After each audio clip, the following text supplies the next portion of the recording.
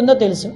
మనం ఎంత దారుణమైన సిచ్యువేషన్ అంటే, అరే గంజాయి ఈ రోజు వరకు నిర్మూలన చేయడానికి 5 సంవత్సరాల కాలంలో కనీసం ఒక రివ్యూ కూడా పెట్టలేదంటేనే విచ్చలవిడితనం ఎక్కడ పెరిగిందో మనకు అర్థమవుతుంది.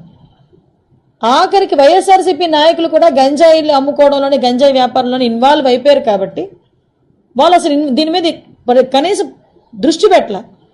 ఏమండి, చింతపల్లి నుంచి జీమాడుగల్ నుంచి అటువైపు నుంచి అదేవిధంగా మనకు ఒడిశా నుంచి ఇలాంటి మల్టిపుల్ ప్లేసెస్ నుంచి మనకి గంజాయి సరఫరా అవుతుంది.